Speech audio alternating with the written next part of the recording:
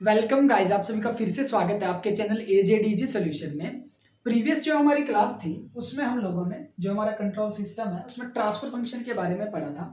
जब मैं transfer function आपको करवा रहा था तो मैंने एंड में एक टॉपिक था हमारा फीडबैक, उसके बारे में मैंने बात की थी। तो आज हम उसी टॉपिक को कंटिन्यू करेंगे कि what is feedback and types of feedback and effect of feedback in a system.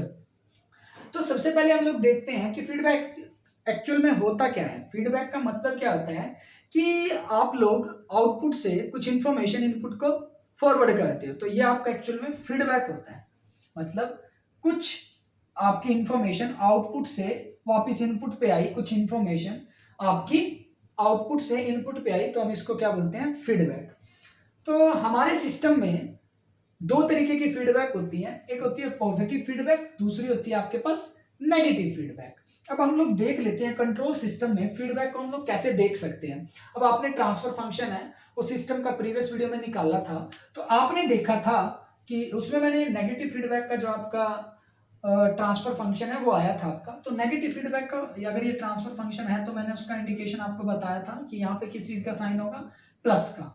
अगर जब भी आपके ट्रांसफर फंक्शन में यहाँ पे प्लस का साइन होगा तो आपका फीडबैक उस सिस्टम के अंदर कौन सा होगा, नेगेटिव फीडबैक। अगर आपका ट्रांसफर फंक्शन में यहाँ पे नेगेटिव का साइन होगा तो आपकी जो फीडबैक होगी वो आपकी पॉजिटिव फीडबैक होगी। अब हम लोग देखते हैं कि पॉजिटिव और नेगेटिव फीडबैक का अपने अपने सिस्टम पे क्या क्या इफेक्ट है। तो अगर हम लोग देखिए सबसे पहले पॉजिटिव फीडबैक का किसी सिस्टम पे क्या इफेक्ट पड़ता है, तो देखते हैं। सबसे पहला इफेक्ट हम लोग देखते हैं उसके गेन पर। तो किसी भी, अगर मैं गेन की बात करूं, यहां पे गेन जो आपका होता है वो इंक्रीज हो जाता है किस केस में, पॉजिटिव फीडबैक में। और यहां पे जो आपका गेन है वो आपका रिड्यूस हो जाता है। अब गेन के, अब किसी सिस्टम का जो गेन है अगर वो इंक्रीज होता है, अगर वो डिक्रीज होता है, तो उसका सिस्टम पे क्या इफेक्ट पड़ता है, एक बार उसको देख लेते हैं। थोड़ा स्टेबिलिटी के बारे में हम लोग थोड़ा पढ़ लेते हैं। स्टेबिलिटी का मतलब क्या होता है, कोई भी आपका सिस्टम है, आपने देखा एक्स प्लस ये इस तरीके से आपको देखने को मिलेगा। इसमें अगर मैं आपके जो पोल्स हैं, ये आपके पोल्स होते हैं, ऊपर वाले आपके क्या होते हैं, जीरोस।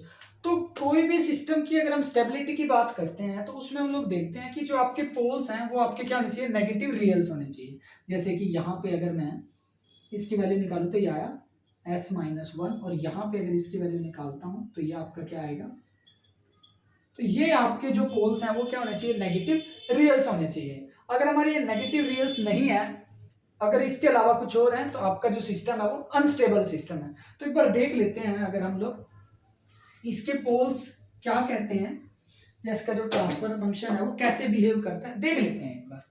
तो अगर मैं इसके ट्रांसफर फंक्शन को निकालूं, यहाँ पे ये आपका जीएस है 1, ये आपका s+1 1, s+1 इनटू में 1।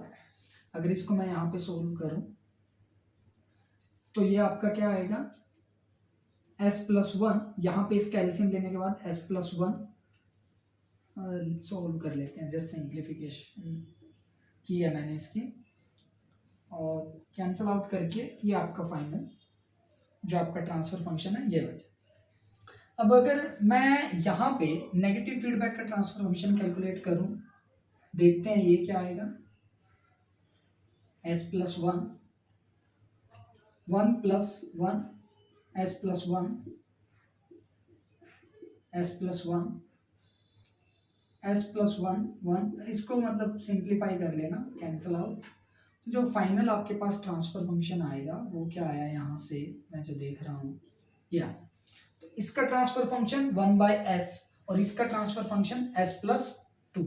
अब यहाँ पे आपने देखा, मैंने अभी स्टेबिलिटी की आपके को बताया था कि आपके नेगेटिव रूल्स अगर वहां पे एग्जिस्ट करते हैं, नेगेटिव जो आपके रूट्स हैं, यहाँ पे आपका कोई ऐसा नेगेटिव रूट्स नहीं आता है। तो यहां से हम लोग देख भी सकते हैं कि ये जो सिस्टम है ये अनस्टेबिलिटी की ओर इशारा कर रहा है, और ये जो सिस्टम है ये आपका स्टेबिलिटी की ओर इशारा कर रहा है।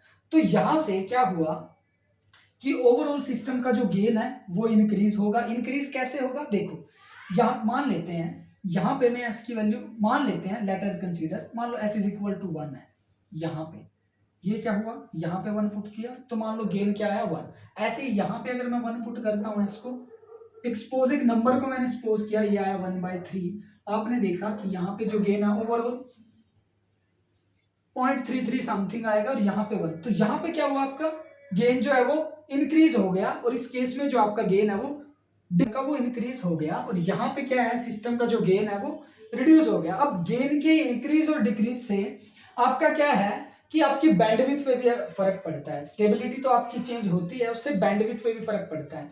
अगर आपका कोई सिस्टम स्टेबल है तो हम लोग चाहते हैं कि उसकी जो बैंडविड्थ है वो ज्यादा हो, कि उसकी जो रेंज है, बैंडविड्थ का मतलब आप समझते हो एक रेंज होती है, दो जहां, या हम बोल सकते हैं कि वो अपने ऑपरेशन को परफॉर्म कर सकता है, higher limit minus lower limit, that is bandwidth.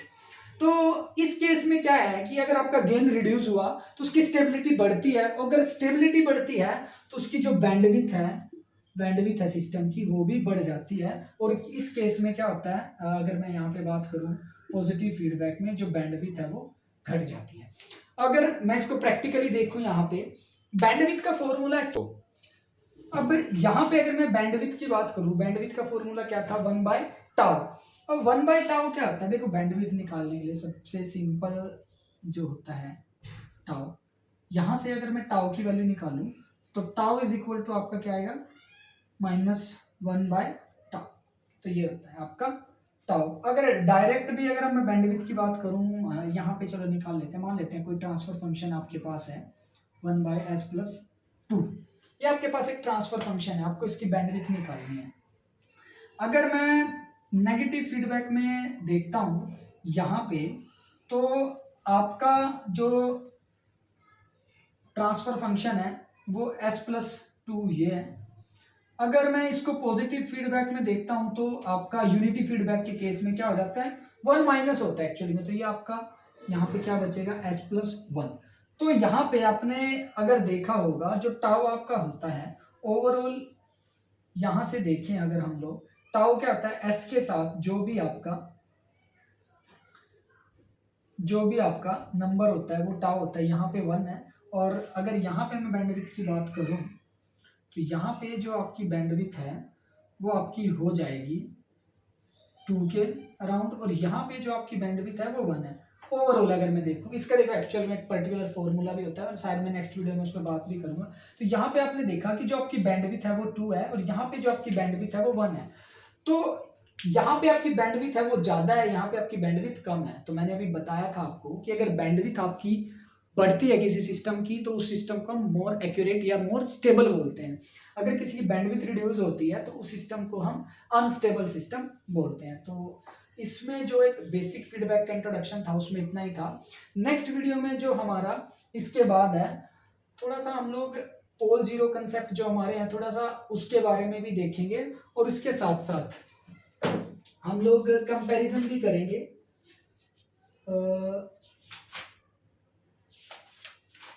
Open loop system और क्लोज लूप सिस्टम का, एक बार स्टेबिलिटी के बेस पे और थोड़ा फीडबैक के बेस पे, थोड़ा पोल जीरो के बेस पे। तो नेक्स्ट वीडियो में हम लोग उस पर बात करेंगे।